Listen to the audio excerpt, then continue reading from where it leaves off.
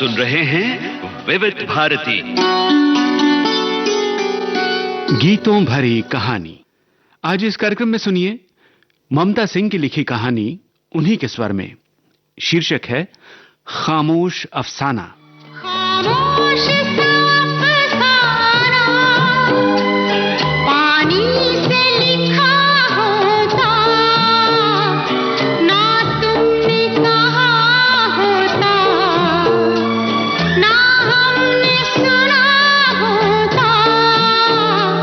खामोश अफसाना। रात भी कभी कभी सुबह सी लगती है। गाढ़ी रात ढलती है तो भोर होती है। भोर में टूटते सितारे से अपने मन की मुराद मांगे तो पूरी हो जाती है। नानी अक्सर ये बात कहती थी। नानी की इस बात को मैंने अपनी जिंदगी के पन्ने की हेडलाइन बना लिया।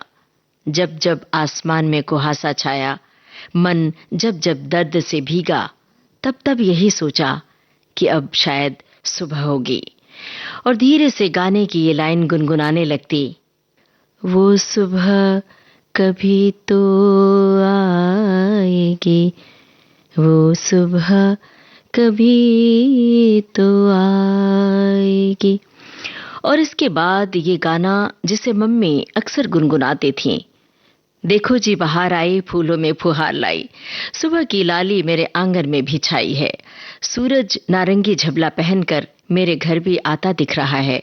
मैंने जल्दी से अपने घर की खिड़कियां खोल दी हैं। कमरे की कोने की तिपाई पर सजी कांच की पनिहारिन पर सूरज ने आईना चमकाया और धीरे धीरे वो नारंगी रंग से सफेद चाक रंग में बदल गई और मेरी आंख चुंधिया गई। मिचमिचाई आंखों से मैंने मोबाइल के व्हाट्सएप मैसेज देखे, लेकिन अनरीड ही छोड़कर मोबाइल टेबल पर रखकर गुनगुनाती हुई रसोई में आ गई। देखो जी बहार आई, देखो जी बहार आई, बाहों में खिली कलियां। देखो जी बहार आई, बाहों में खिली कलियां। आना है तो आ जाओ, सुनी है मेरी गलियां। देखो जी बहार आई, बाहों में खिली कलियां।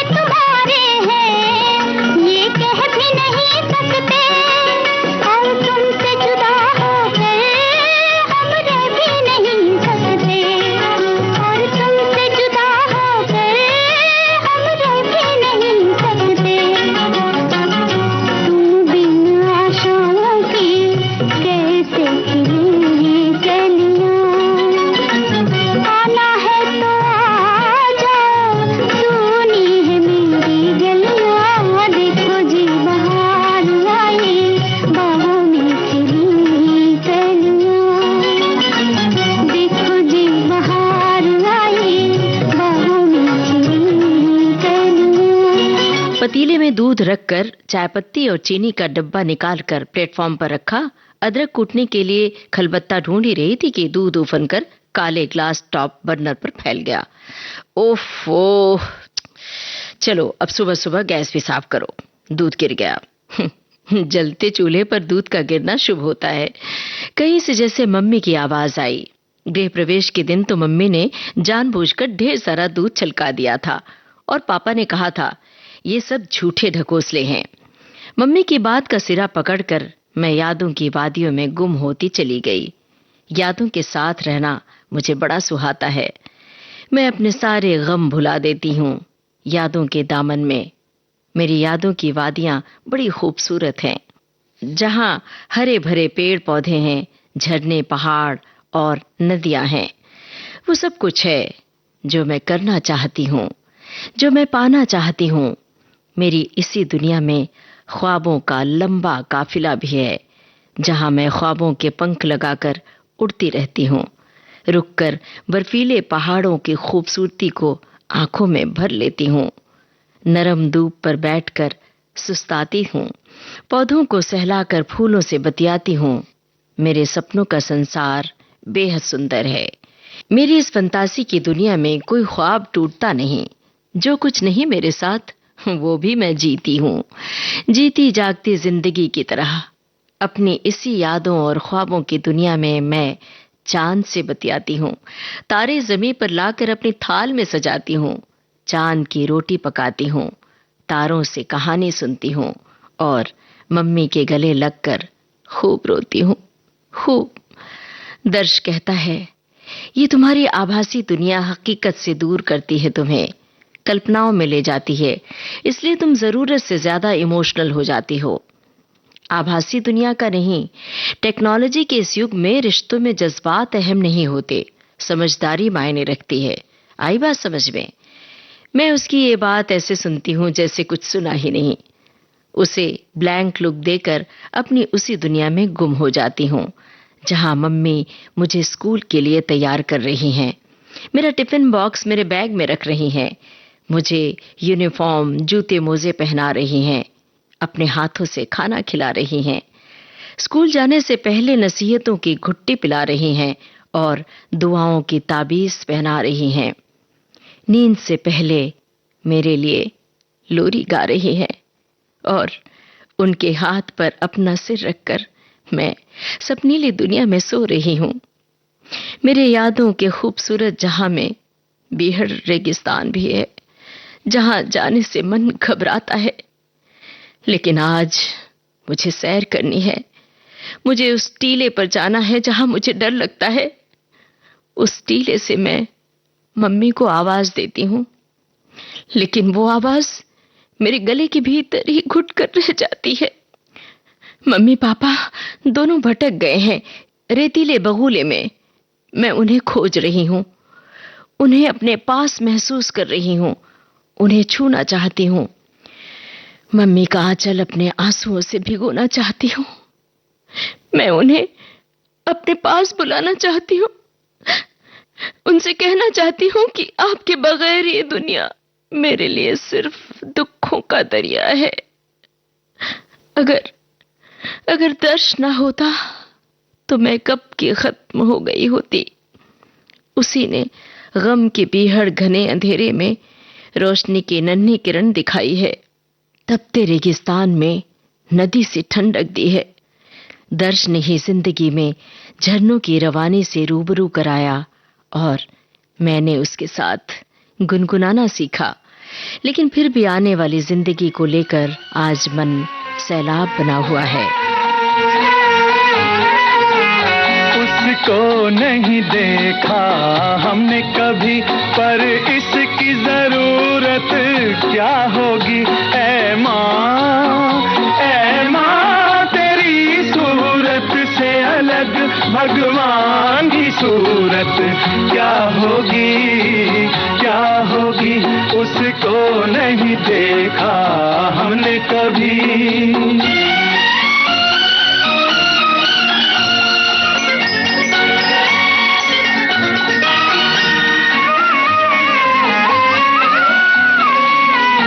इंसान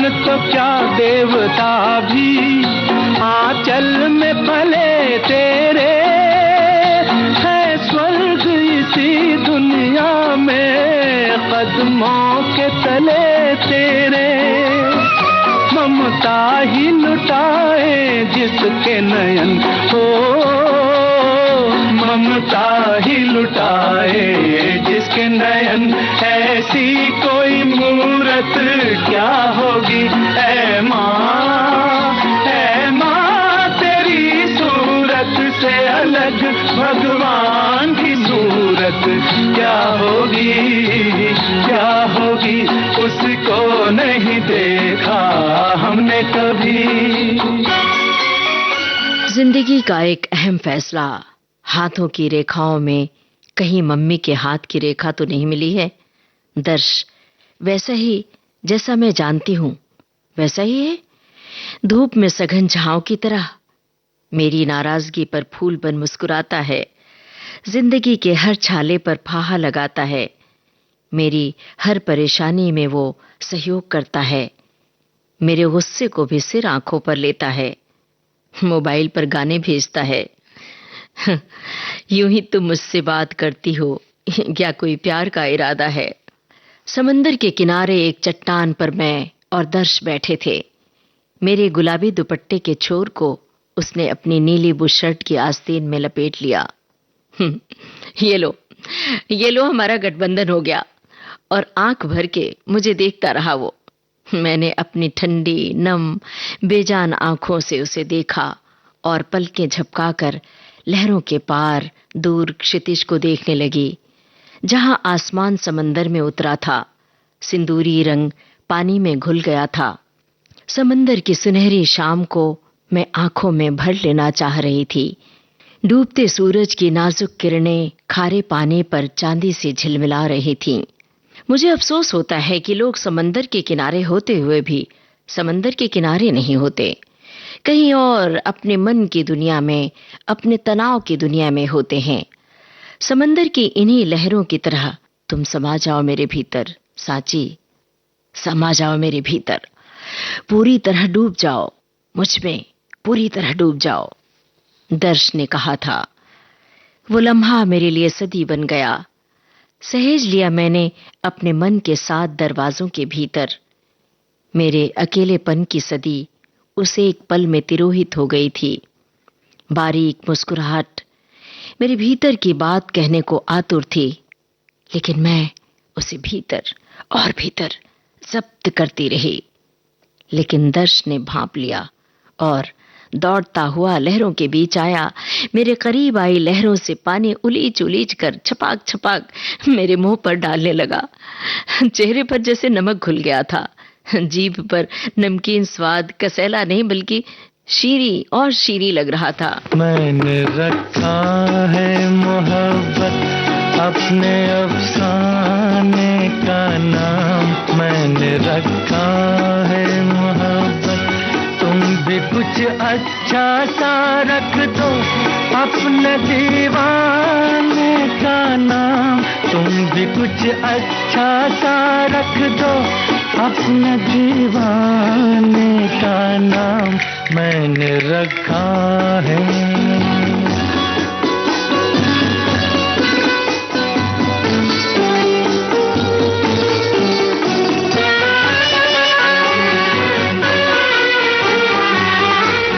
किस कदर खूबसूरत है तेरे दीदार की दुनिया, मेरी नजरों की जन्नत है जुल्फ़ो रुखसार की दुनिया।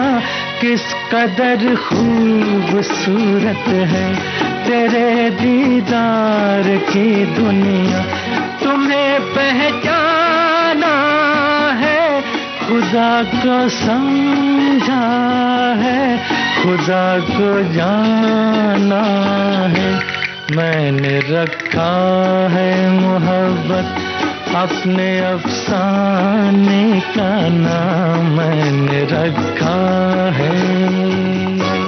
कुछ लोग हर रिश्ते में भयभीत होते हैं, जिंदगी के दर्द को भीतर तक समोए हुए।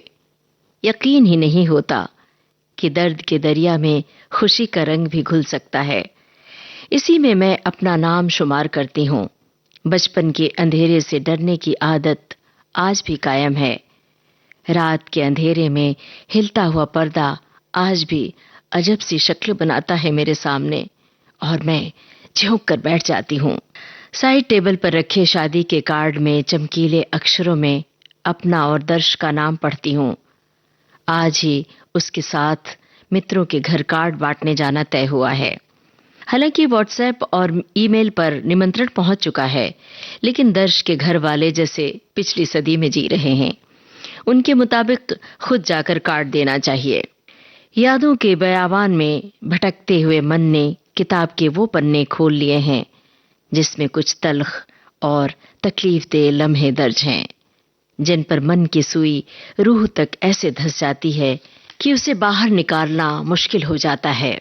सुई की चुभन असीमित कराह पैदा करती है और मन चीत्कार उठता है। मन की किताब में कुछ खूबसूरत पल भी दर्ज होते हैं जो आपके क्षणिक सुकून के लिए काफी होते हैं।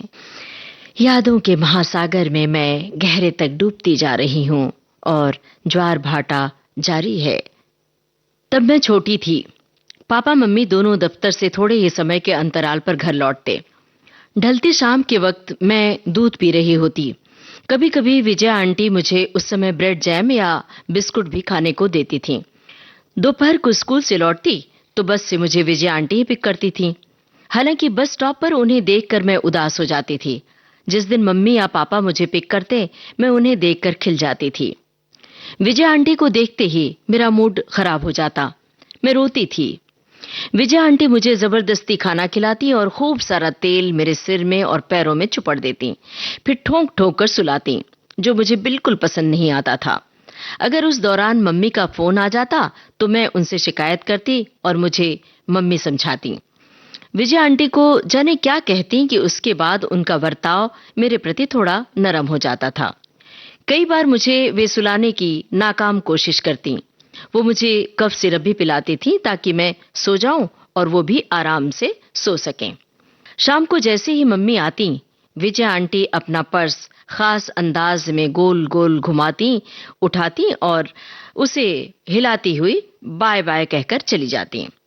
उनका जाना मुझे बड़ा अच्छा लगता, क्योंकि एक तो उसके बाद मुझे मम्मी का साथ मिलता, दूसरे उस वक्त मेरे लिए टीवी लगा दिया जाता और मैं चैनल बदल बदल कर अकबर बीरबल की कहानियां, डिस्कवरी किड्स या छोटा भीम वगैरह वगैरह देखा करती थी। दिन में मुझे टेलीविजन नहीं देखने को मिलता था। मम्मी रिमोट छुपाकर रख जाती थी ताकि मैं और विजया आंटी टेलीविजन से चिपके न रहें, बल्कि थोड़ा मौज मस्ती अलग से करें, खेलें। उस समय शाम को मम्मी चाय बनाकर लाती और पापा मम्मी सामने के सोफे पर बैठकर एक साथ चाय पीते थे। अदरक वाली चाय की खुशबू कमरे में फैल जाती। चाय पीते हुए दोनों महीन महीन आवाज में कुछ बतियाते रहते। मम्मी का चेहरा कभी खुश नजर आता तो कभी नाराजगी में वो पापा को देख रही होती। पापा के चेहरे का भाव रोज एक जैसा ही रहता था। कई बार उनके जोर से बोलने पर मुझे अपने कार्टून सीरियल के डायलॉग सुनने में असुविधा होती तो मैं पिनक जाती थी, रोने लगती थी। उन दिनों मुझे हर बात पर गुस्सा आता था। हर बात चिढ़कर या रोकर बोलती थी। यहां तक कि मम्मी पापा को मैं आपस में बातें करते देखती तो उन्हें जानबूझकर डिस्टर्ब करती। मुझे लगता कि वो सिर्फ मेरी तरफ मुखातिब रहें। उन्हें एक साथ बैठे देखकर मैं बिना बात के रूठ भी जाती थी। मेरी इस आदत से परेशान होकर पापा डीवीडी पर मेरे लिए बच्चों की कोई फिल्म लगा देते ताकि मैं हंगामा न करूं। ऐसे वक्त में अक्सर मम्मी पापा अपने बेडरूम में चले जाते, दरवाजा भीतर से बंद कर लेते। मुझे कौतूहल होता कि जाकर देखूं कि वो आखिर भीतर क्या कर रहे हैं, लेकिन फिल्में मेरी इतनी दिलचस्प होती कि मैं अपनी जगह पर अपनी बेबी डॉल या बडी के साथ टेलीविजन के सामने ही बैठी रहती। बेडरूम का दरवाजा खुलता तो मम्मी का चेहरा कुछ निखरा निखरा सा लगता। वो ज्यादा खुश नजर आती और पापा हमसे खूब लाड करते, बहुत सारी बातें करते। कई बार तो बिना बात वे हंसते भी जोर जोर से ठठाकर। एक दिन तो ऐसा हुआ कि पापा के कान के पास बिंदी चिपकी हुई थी। मैं खी करके हंस पड़ी। मम्मी ने पूछा क्या हुआ, तो मैंने हाथ का इशारा किया। मम्मी वापस बेडरूम में गई और लौट कर आई तो उनका चेहरा रानी गुलाबी हो गया था।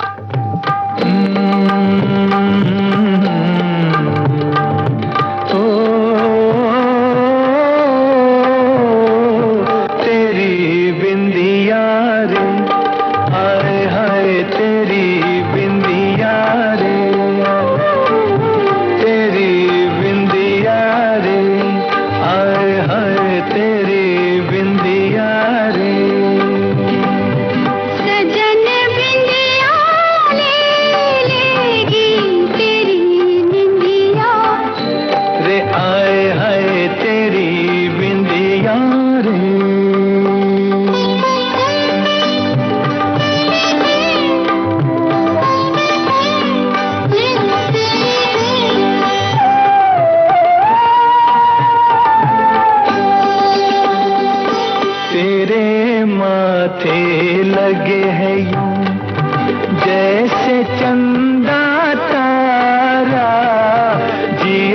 चमके कभी कभी तो जैसे कोई अंगारा, तेरे माथे लगे है यूं।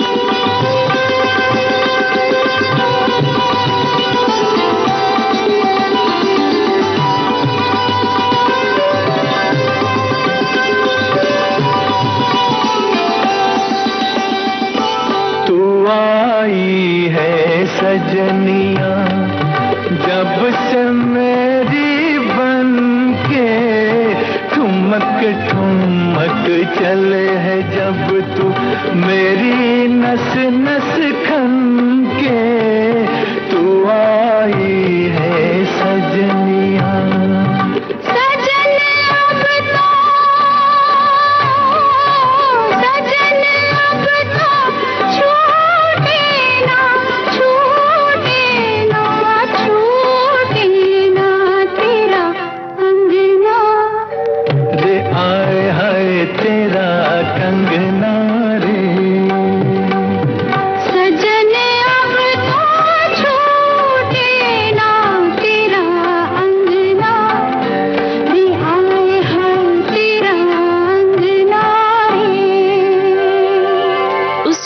मम्मी पापा ने मॉल ले जाने का वादा किया था मुझे। वो रोज की तरह बेडरूम में बंद हो गए। अचानक मुझे शरारत सूझी और मैं दरवाजे पर जाकर चिपक गई।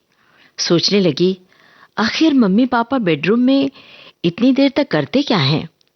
दरवाजे में एक छोटी सी झिरी थी। इस दरवाजे में सुराख मेरी वजह से हुआ था। बकौल मम्मी, जब मैं 1.5 साल की थी तो मैंने दरवाजा अंदर से बंद कर लिया था। पुश बटन था, मैंने बटन पुश किया और दरवाजा बंद हो गया, लेकिन मुझे खोलना नहीं आया। जब ये एहसास हुआ कि मैं अंदर से बंद हूं तो मैंने जोर जोर से रोना शुरू कर दिया। फिर लॉक तोड़ा गया। तब से उस दरवाजे में एक छोटा सा होल बन गया था। मैंने देखा मम्मी रो रही थी। पापा उन्हें अपने आगोश में लेने की कोशिश कर रहे थे। मम्मी दूर छिटक कर कुछ कह रही थी। मेरे नन्हे बाल मन ने इतना ही समझा कि मम्मी रूठ गई हैं और पापा उन्हें मना रहे हैं। लेकिन उस दृश्य ने मुझे जैसे अचानक समझदार बना दिया, दुनियादारी भी सिखा दी। मम्मी छोटी बच्ची में तब्दील हो गईं। वो जब कमरे से बाहर आईं तो उनकी आंखों की चमक सियाह रात में बदल गई थी। अपनी आंखों की नदी सुखाने की वे कोशिश कर रही थीं और मेरी नजरों से बच रही थीं, लेकिन मेरी आंखें उनका लगातार पीछा करते रहें। उनके गालों का रंग उस रोज गुलाबी नहीं था, पीला जर्द था। मेरी इच्छा हुई कि मैं सपनों वाली जादूगरनी बनकर मम्मी को आसमान की सैर कराऊं, उनके चेहरे पर इंद्रधनुषी रंग पोत दूं। मैं उठी और उनसे लिपट गई, उनके भीतर की नमी को महसूस करती रही। मम्मी, मम्मी चलो हम कहीं बाहर घूमने चलते हैं। मम्मी अक्सर मुझे ऐसे ही बहलाती थीं जब मैं रोती थी तब। उस दिन के बाद से मम्मी के चेहरे पर न तो गुलाबी रंग दिखाई दिया, न ही पापा ने अपने ईयर के पास बिंदी चिपकाई। अब मुझे बात बात पर डांट पड़ने लगी। मेरी जिन शरारतों पर मम्मी बलैया लेती, हंसती, अब उन पर मुझे डांट या मार खानी पड़ती। कई बार वो स्टैचू बन जाती, पापा के शब्दों में बर्फ या पत्थर बन जाती। पापा की मौजूदगी में मैं उनसे कुछ कहती तो कहीं वे दूर देखने लगती, जैसे उनकी निगाहें कहीं दूर ठहर गई हों। उस शाम के बाद से वे साथ साथ बैठते, चाय पीते, लेकिन दोनों के बीच चुप सी लगी होती, जैसे खामोश अफसाना। पापा सन्नाटा तोड़ने की गरज से कुछ बोलते, लेकिन शब्द गूंजते रह जाते। मम्मी वहां से उठकर घर के किसी दूसरे छोर पर चली जाती, लेकिन दोनों अलग अलग मुझसे बराबर संवाद करते रहते। सवालों के बादल से मैं घिर जाती। कई बार जानने की कोशिश करती तो मम्मी की आंखें नम हो जाती या फिर वो स्टैचू बन जाती, एकदम पत्थर की मूरत जैसी। उनकी ये अदा मुझे जरा भी रास नहीं आती थी। मैं गुस्से और खीज में रोने लगती तो मम्मी मुझे सीने से चिपका लेती, मेरी पीठ सहलाती, लेकिन कुछ बोलती नहीं थी। मैं और मम्मी जब घर में अकेले होते तो वो मेरे साथ लूडो, सांप सीढ़ी, जेंगा खेलती या फिर अरेबियन नाइट्स वाली कहानियां पढ़कर सुनाती मुझे। इसी बीच अगर पापा का फोन आ जाए तो बस फिर उन पर खामोशी तारी हो जाती। खिड़की की ओर शून्य में उनका ताकना, दीवार पर टंगी अपनी तस्वीर को एकटक देखना मुझे बहुत अखरता था। उस समय उनकी आंखें चौड़ी और ज्यादा बड़ी लगती थीं। एक दिन उनके इस मुद्रा से मैं बहुत भयभीत हो गई और मैंने उन्हें आवाज दी, मम्मी, मम्मी, मम्मी। मैंने उनसे लिपटकर अपनी उंगलियों से उनकी आंखों को छुआ, पलकों को ऊपर उठाकर देखा। उनमें पानी था, नमी थी। मम्मी, मम्मी आप रो रही हो? नहीं, नहीं तो नहीं। पर आपकी आंखों में तो ये आंसू हैं, ये देखो मेरी उंगलियां गीली हो गई हैं। नहीं रे, नहीं, क्यों ही पानी आ गया होगा साची, कुछ नहीं, मैं नहीं रो रही थी। आंखों में पानी मतलब तो रोना ही हुआ ना मम्मी? मुझे समझ में नहीं आया आंसू, पानी और रोने का फर्क। मैं उनसे अगला प्रश्न पूछूं कि इससे पहले वो उठकर चली गईं। आंसू, पानी और रोने का फर्क, काश इसका मतलब उस समय समझ पाई होती मैं। बीते हुए दिन कुछ ऐसे ही है, बीते हुए दिन कुछ ऐसे ही है, याद आते ही दिल मचल जाए। बीते हुए दिन कुछ ऐसे ही है, बीते हुए दिन कुछ ऐसे ही है, याद आते ही दिल मचल जाए। बीते हुए दिन कुछ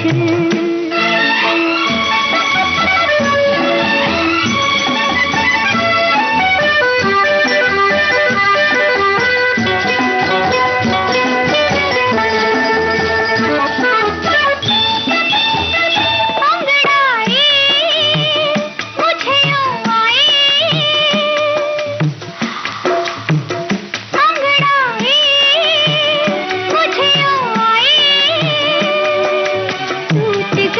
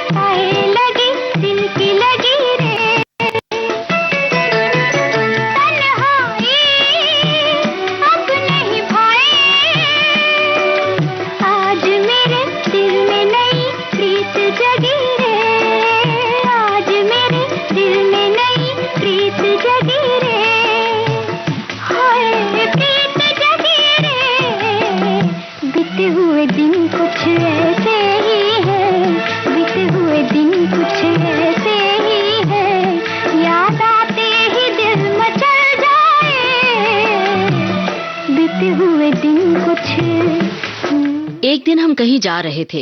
मम्मी ने गाढ़े नीले रंग की साड़ी पहनी, उसी से मैचिंग ईयरिंग, गले में माला, लाल बिंदी और लिपस्टिक। बड़ी सुंदर लग रही थी मम्मी। मैं उन दिनों कुछ ज्यादा ही बातूनी हो गई थी। जाने क्या क्या बोल रही थी, पर अब याद नहीं है। बस इतना याद है कि उन्होंने मेरे हाथ को अपनी हथेली में रखकर प्यार किया और उनके लाल होठ मेरी हथेली पर छप गए।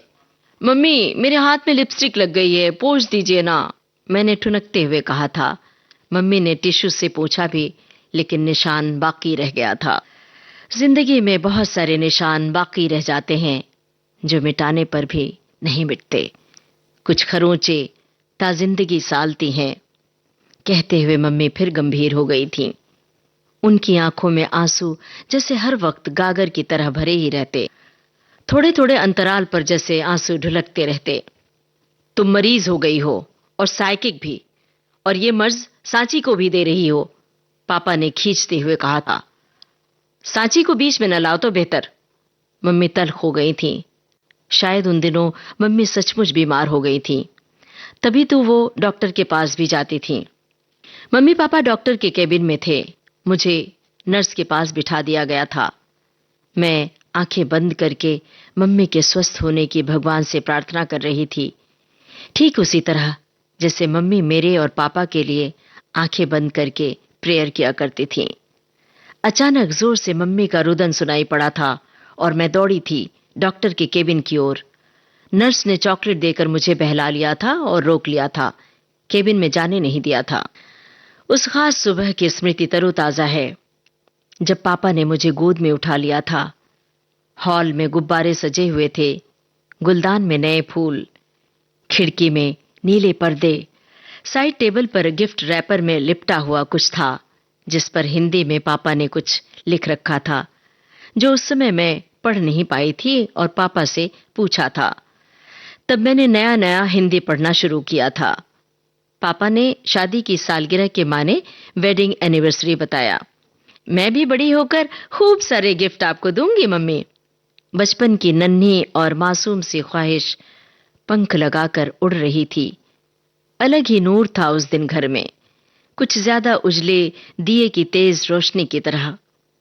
उस दिन बार बार मम्मी आकर मुझे गले लगाकर प्यार कर रही थीं, लेकिन फिर भी उनकी आंखों में घने बादल थे जो रह रह कर बरस रहे थे, हर बार की तरह, हमेशा की तरह। मम्मी, आज सेलिब्रेशन है ना? मम्मी मम्मी, आज सेलिब्रेशन के दिन भी आप उदास क्यों हैं? उसे आंसुओं से प्यार हो गया है, खुशनुमा पलों में भी उदासी तलाश लेती है। ना वो खुद खुश रहना चाहती है, ना ही दूसरों को खुशहाल देखना पसंद करती है। पापा की आवाज से एक बार फिर माहौल सन्नाटे और तलखी से भर गया था। पापा कंप्यूटर रूम में चले गए। जाते जाते उनके कुछ शब्द हवा में उड़ते रहे। सूरज की रोशनी में भी किसी को अंधेरा ही नजर आए तो फिर इस अंधेरे की उजास कभी नहीं होगी।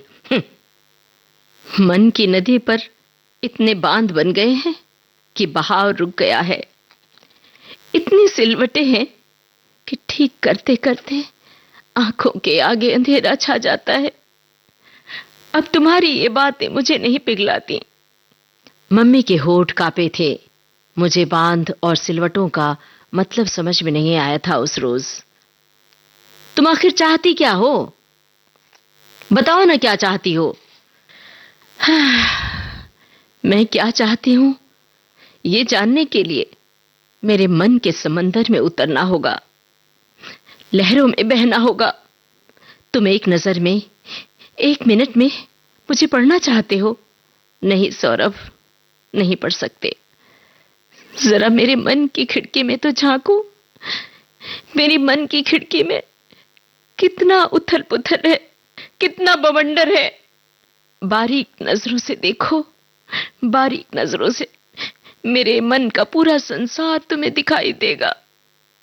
इस भयानक शोरगुल और भीड़ में मैं कितनी अकेली हो गई हूं। कभी तुमने ये जानना ही नहीं चाहा। मेरे लिए व्यक्तिगत और वस्तुगत मूल्य एक तरह से निर्मूल हो गए हैं। मेरे भीतर लरसती आवाजें तुम सुनना ही नहीं चाहते हो। मेरी आवाज के पीछे छिपी महीन चिलकन तुम्हें दिखाई ही नहीं देती है, क्योंकि तुम्हारी दिखावे में ही जीने की आदत बन गई है। तुम परतों को खोलना ही नहीं चाहते हो सौरभ। तुम सिर्फ ऊपर ऊपर देखते हो। मन के भीतर, चेहरे के पीछे क्या चल रहा है तुम जानना ही नहीं चाहते। वैसे भी तुम क्या समझोगे मेरे भीतर की उदासी और दर्द। रहने दो, ये सब कुछ तुम्हारा वहम है। फोबिया हो गया है तुम्हें, मेनिया। ताजिंदगी तुम साइकियाट्रिस्ट के चक्कर काटती रहो, इसी में हम सबकी भलाई है। उस व्यक्ति को भी वहम है? हाँ, मेनिया और फेविया है, जो उस दिन तुम्हारी जान का दुश्मन बन गया था। उस व्यक्ति को भी फोबिया है। सामने सब कुछ आर पार स्पष्ट हो जाने पर भी तुम उस खौफनाक बात को वहम कह रहे हो। वहम? तुम्हें जरा भी संकोच नहीं होता इस तरह कुछ कहते हुए? मम्मी की आंखों में फिर सैलाब उठा था। पापा ने मोबाइल उठाया, स्क्रीन पर देखा। उनके चेहरे की खीज महीन मुस्कान में तब्दील हो गई थी। बालकनी में लगे पौधे की पत्ती पर एक बूंद ठहरी थी, ढुलक कर टूट गई। मेरे भीतर भी कुछ दरक गया था, लेकिन मुझे पूरा किस्सा नहीं समझ में आया। उन दिनों घर में एक ही स्थायी भाव रहता था, खामोशी, उदासी या तकरार। उस रात मम्मी लाल पाड़ की सितारे वाली साड़ी पहनी थी। खूब सारे जेवर पहनकर तैयार हुई थी। मुझे भी खूब सजाया मम्मी ने।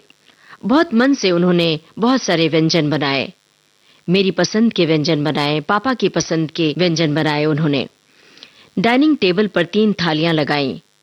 मम्मी, हम तो आज पार्टी करने कहीं बाहर जाने वाले थे ना? हाँ, पापा को घर लौटने में देर होगी, तो आज पार्टी। मम्मी, पार्टी हम लोग फिर कल करेंगे क्या? मम्मी ने कोई जवाब नहीं दिया था।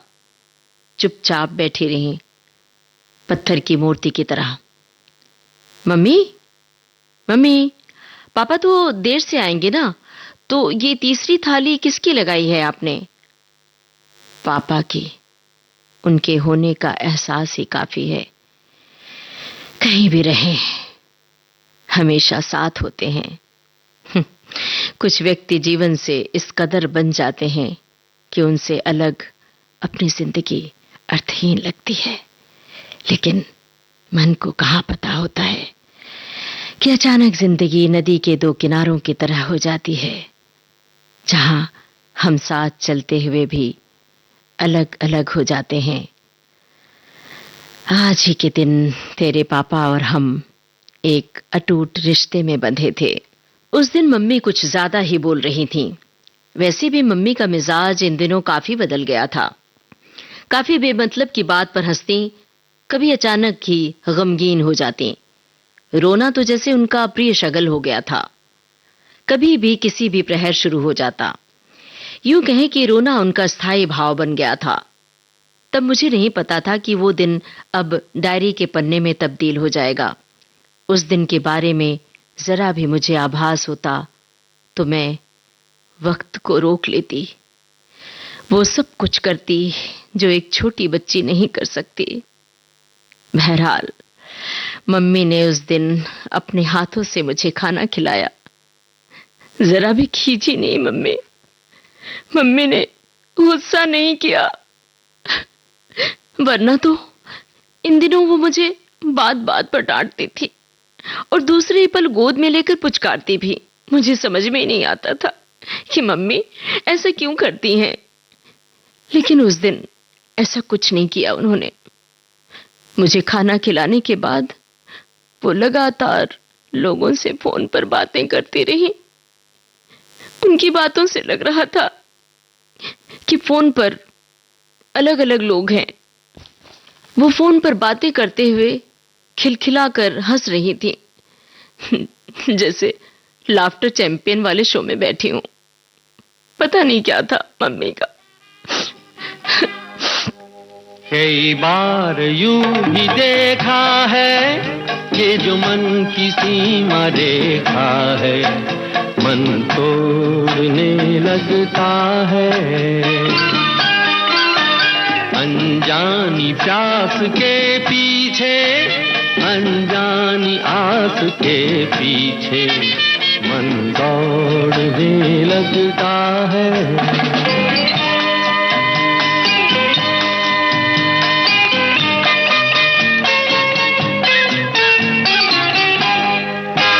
राहों में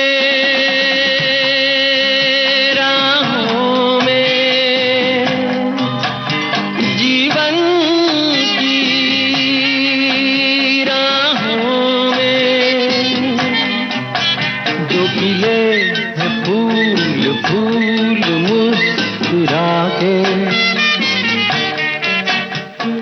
कौन सा फूल चुरा के रख लूं मन में सजा के। कई बार यूं भी देखा है, ये जो मन की सीमा रेखा है, मन तोड़ने लगता है। अनजानी प्यास के पीछे, अनजानी आस के पीछे मन दौड़ने लगता है।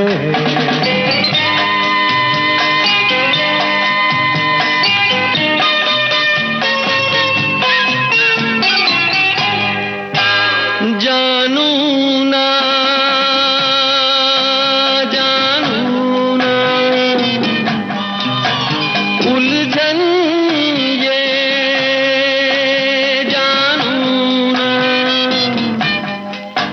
सुलझाऊं कैसे कुछ समझ ना पाऊं,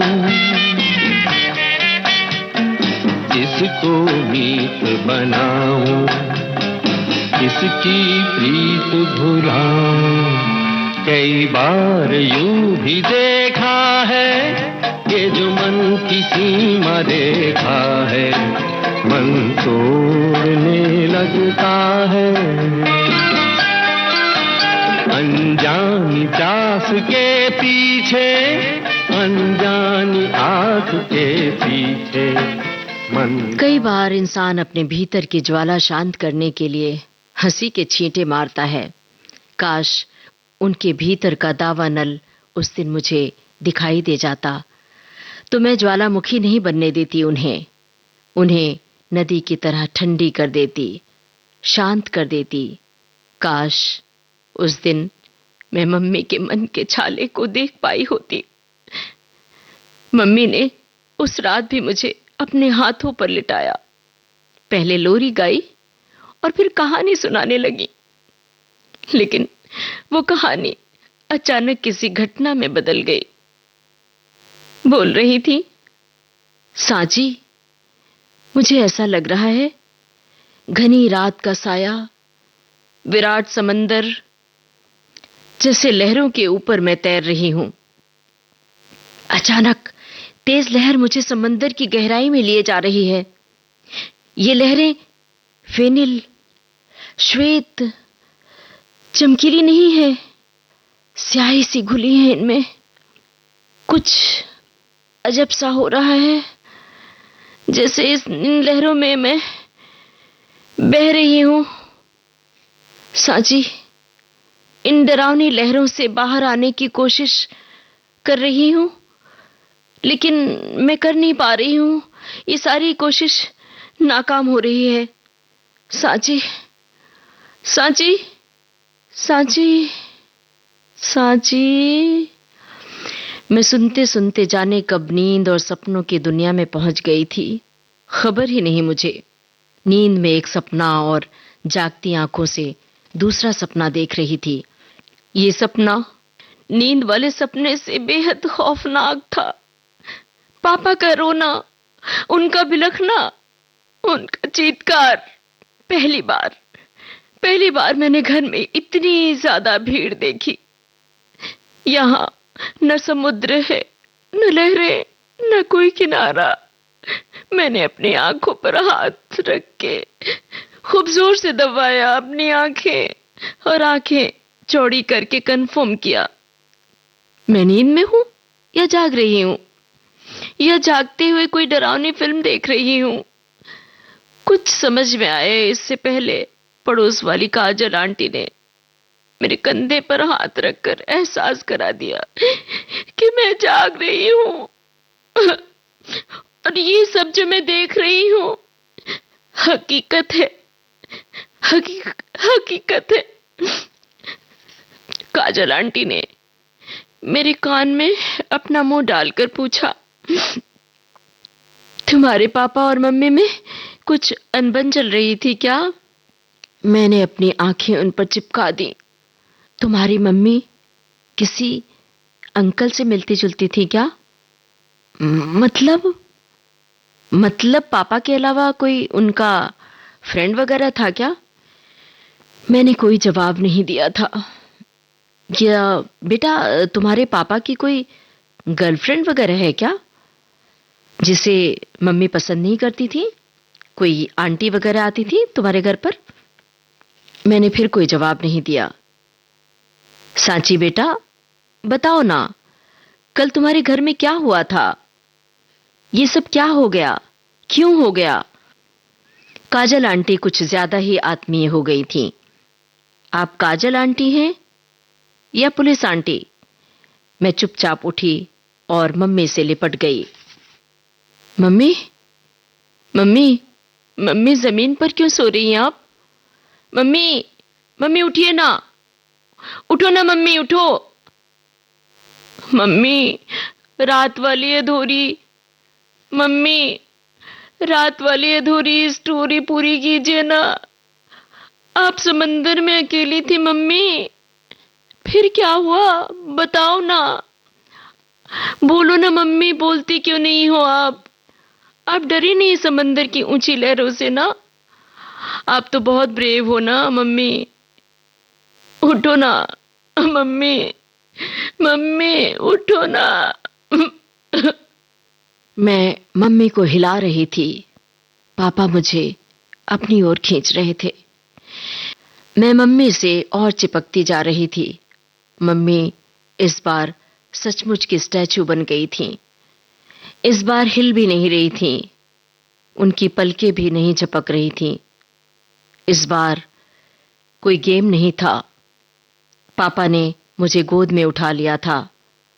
मुझसे लिपटकर वो रो रहे थे।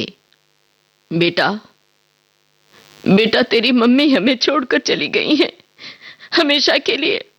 बेटा, अब हम दो यहां अकेले हैं। लेकिन पापा, ये तो यहां है, मम्मी तो ये लेटी है। नहीं बेटा, ये देह है उनकी, मम्मी अब नहीं रही। पापा बहुत देर तक मुझसे कुछ कहते रहे और मैं पूछती रही, पर उस वक्त मेरी आंखों के सामने कुहासा सा छा गया था, जैसे रात का सा अंधेरा हो गया हो। मैं डरी सहमी रोए जा रही थी, बेतहाशा रोए जा रही थी। मेरा रोना रुक नहीं रहा था। अचानक हथेली पर आंसू की एक बूंद आकर गिरी है, जैसे तब से अब तक मेरा रोना थमा ही ना हो। और सचमुच मम्मी के जाने के बाद मैं कितनी अकेली हो गई थी।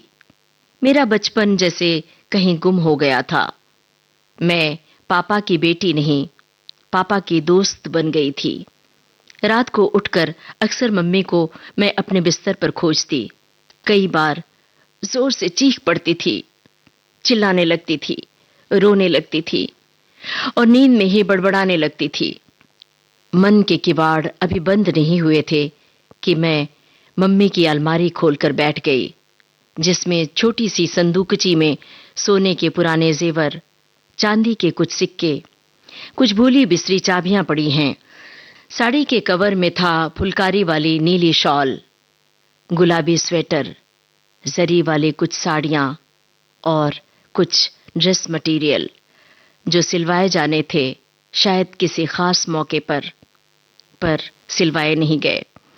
वहीं कुछ चूड़ियां बिखरी थीं और लेदर का पर्स भी रखा था, जिस पर सफेद फफूंद लग रही थी। उसे साफ करने की गरज से उठाया तो उसमें से कागज का एक बंडल नीचे गिर गया और छोटी सी नोटबुक बाहर निकल आई, जिस पर मम्मी की लिखावट जैसे मोतियों सी चमक रही थी। सौरभ, मुझे अपने आप से शिकायत है। मैं तुम्हें पढ़ ही नहीं पाई। हम एक ही जिल्द में बंधी किताब की तरह हैं, लेकिन अलग अलग पन्नों में हम अपने अपने दुखों के साथ निपट अकेले हैं। एक ही दरख्त की अलग अलग शाखाओं पर कांपते पत्तों की तरह हैं हम, जिनके भीतर की सिहरन और एकांत को कोई नहीं जानता। फर्ज और जिम्मेदारियों के बोझ तले गुम हो गई नाजुक इच्छाओं के बारे में किसी को पता नहीं होता। वैसे तुमने तो बखूबी निभाई अपनी जिम्मेदारी, यहां तक कि खास पलों को भी फर्ज की तरह निभाते चले गए। बड़ी कुशलता से निभाया तुमने मेरा साथ। मुझे तो एहसास ही नहीं हुआ कि तुम मुझसे इतनी दूर जा चुके हो। तुम्हारे प्यार की राजदार तो मैं हूं ही नहीं। वो रिश्ता, वो प्रेम, वो इंतजार, वो साथ, वो तड़प, वो उदासी, वो मुस्कान, वो हंसी, वो रुदन, मेरे लिए छलावा, उसके लिए हकीकत, उसके लिए छलावा या मेरे लिए हकीकत। सौरभ, अब तक का हमारा इतना लंबा साथ महज एक भ्रम रहा। हम साथ साथ जीते हुए भी रोज साथ साथ मरते रहे, क्योंकि हम तुम साथ थे ही नहीं। तुम्हारी जिंदगी में तो मैं थी ही नहीं। मेरी जिंदगी तो खूबसूरत नाटक बन गई। लेकिन सौरभ, मैं अपना किरदार अब नहीं निभा पाऊंगी। नहीं, जानती हूं ये फिल्मी अंदाज है, जी नहीं सकती तो मर सकती हूं तुम्हारे साथ, लेकिन फिर अपनी सांची का क्या होगा। इसलिए तुम्हें सांची के लिए छोड़े जा रही हूं। उम्मीद है उसकी परवरिश पूरे समर्पण से करोगे तुम। जमाने भर में जिसे प्यार कहा जाता है, उसे तुमने बोझ और सजा बना दिया है। आखिर तुम में कौन सी चाहना है जो मृग मरीचिका की तरह भागे जा रहे हो तुम? तुमने हरे भरे खेतों के रास्तों को छोड़कर चलती रेत के रास्तों को चुन लिया। तुम अपने पांव जलाते रहे और मैं उन पर मरहम लगाती रही, क्योंकि इसी में मुझे दिली सुकून मिलता रहा। मैं रोज तुम्हारे लिए दुआओं की तावीज बनाती रही। उस तावीज का असर किसी और पर होता रहा। ये कैसा मायाजाल, ये कैसा कुचक्र रच गया हंसती खेलती जिंदगी में। जिंदगी की हरियाली खोजते खोजते तुम किस बियाबान में भटक गए, जहां सूखे रंगहीन ठूंठों के सिवा कुछ भी नहीं था, कुछ भी नहीं। अपनी इस कथा के अंत में सिर्फ इतना ही कि सांची पर हमारी जिंदगी का साया न पड़े। मेरी इस दुआ का असर जरूर होगा। मैं नोटबुक के उन पन्नों को बार बार उलट पलट कर पढ़ रही हूं। बचपन से जिए हुए एक एक लम्हे को याद करते हुए सुई में धागे की तरह पिरो रही हूं, लेकिन नाकाम हो रही हूं। आखिर क्या था पापा का वो राज जिसने मम्मी को दुनिया छोड़कर जाने को मजबूर किया? मम्मी और पापा के रिश्ते के बीच क्या एक गैप था? दोनों का रिश्ता क्या एक सूखे पत्ते की तरह था? ऊपर से जो दिखता था, क्या वो भीतर से खोखला था? आखिर क्या कमी थी उनके बीच जो हरा भरा पौधा मुरझा गया? वो कौन सा अधूरापन था जो पूरा नहीं हो सका? सवालों की नदी के पार जाने की मैं कोशिश कर रही हूं, लेकिन दूर तक कोई किनारा नजर नहीं आ रहा। मम्मी आंखों से ओझल ही नहीं हो रही हैं आज। काश पहले मिली होती ये नोटबुक मुझे, तो पापा से पूछती इन सवालों के जवाब। काश मैं मम्मी की खामोशी के माने समझ पाई होती। सवालों के दंश से मैं कराह रही हूं, कहीं मम्मी का सच मेरा भी सच ना हो जाए, कहीं दर्श भी। नहीं नहीं, कितना समझ सकता है कोई किसी को? कितनी कितनी परतें होती हैं एक इंसान की। मैं अपने आज इस अहम फैसले पर विचलित क्यों हो रही हूं? आखिर क्यों मैं अकेलेपन के महासागर में डूबती जा रही हूं, जबकि दो जिंदगियां समान नहीं होती हैं। आज मेरे लिए बड़ा खास दिन है। मुझे बहुत सारे कार्ड बांटने हैं। मोबाइल उठाया तो देखा दर्श के अनगिनत मिस्ड कॉल हैं। भारी मन से मैं दर्श को कॉल बैक कर रही हूं।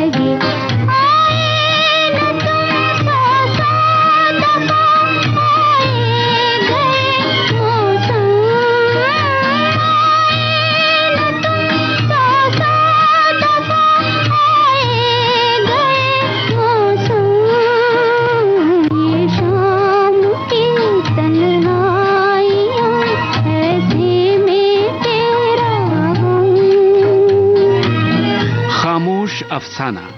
ममता सिंह की लिखी कहानी उन्हीं के स्वर में आप सुन रहे थे। प्रस्तुति सहयोग दीपक केसावलेकर का था। विविध भारती के लिए इस कार्यक्रम के प्रस्तुतकर्ता रमेश गोखले।